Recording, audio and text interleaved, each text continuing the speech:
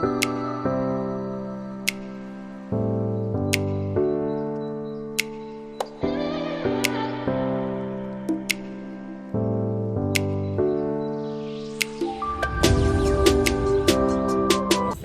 आज मी चाललो आहे रत्नागिरीला माझ्या गावी देवीची ओटी भरायला.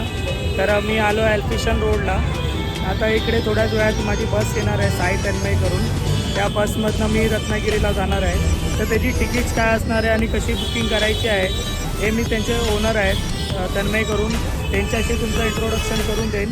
आणि मग तुम्हाला नेक्स्ट टाईम जर यायचं असेल तर तुम्ही त्यांच्याशी संवाद साधून तुम्ही तिकीट बुक करू शकता.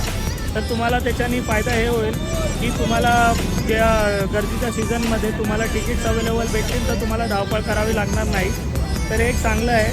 तर त्यांच्या ओनरशी मी आता थोड्या वेळात तुम्हाला भेटून देईन.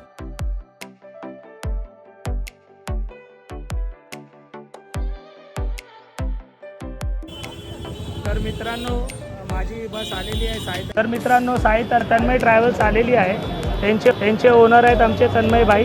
तर ट्रॅव्हल्सबद्दल ते आपल्याला चांगल्या प्रकारे समजू शकतील. तर तन्मय भाई, आपली जी ट्रॅव्हल्स आहे ती कोणत्या कोणत्या रूटवर आणि कशी चालते? माझ्या 2 गाड्या चालतात. रत्नागिरी मार्गे विजयदुर्ग आणि एक पाचल जवळेकर. विरारवरनं डेली 3 वाजता गाड्या निघतात. विरारवरनं डेली दोन्ही गाड्या. काय असेल तर संपर्क करू शकतात. नंबर वगैरे सगळे देतो. वेबसाईट आहे saitanmaytravels.com. याच्यावरनं बुकिंग होत जाईल. डेली सर्व्हिस आहे आमची. थँक्यू.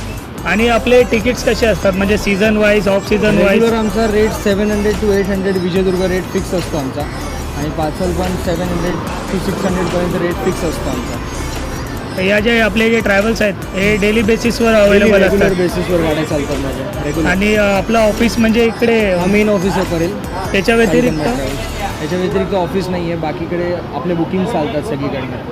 ऑनलाईन आपल्याला बुकिंग करायचं असतं आणि तुमचा www.saitanmay.com वरती बुकिंग करू शकता तुम्ही. आणि तुमचा कॉन्टॅक्ट नंबर आणि कार्ड 9987450795 हा माझा पर्सनल नंबर आहे.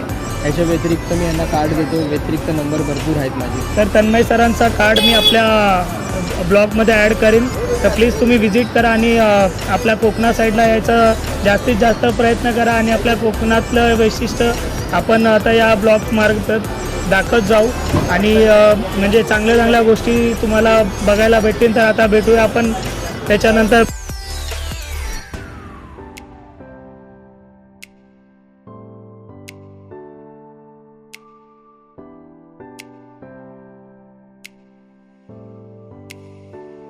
तर मित्रांनो, हा एक फेस्टिवल आहे, पण हा एक साऊथ इंडियन लोकांचा फेस्टिवल आहे. याच्याबद्दल मला जास्त काही नॉलेज नाही आहे, पण मी बघितलं या फेस्टिवलमध्ये हे मोस्टली साऊथ इंडियन लोकांची ही एक पारंपरिक परंपरा आहे. त्यात मी बघता मला या गणेश मूर्तीकडे लक्ष गेलं.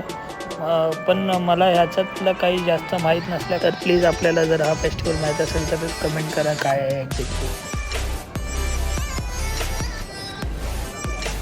तर आता आम्ही थांबलो इकडे हॉटेल वैष्णवीला. मी आता इथे चायनीज डिश ऑर्डर केली आहे, चिकन ट्रिपल राईस.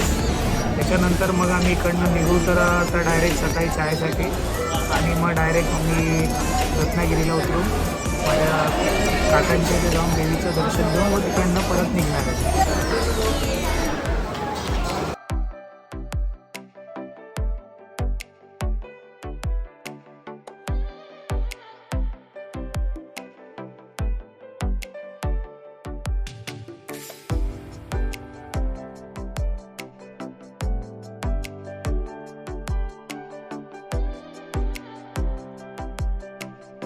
तर नमस्ते मित्रांनो, आता मी थोड्याच वेळात रत्नागिरी बस स्टॉपवर पोचेन. सर्वात पहिले मी तिकडनं पूजेचं सामान घेईन, कारण की तिकडनं थोडं लांब आहे. आणि त्याच्यानंतर भाट्या बीचला जायला मी निघेन.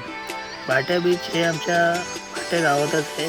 तिकडेच आमचं रवळनाथाचं मंदिर आहे. आणि त्याच्यानंतर मग मी काकांच्या घरी जाईन आणि मग तिकडनं मंदिराकडे. चला मग भेटू रत्नागिरी बस डेपोवर.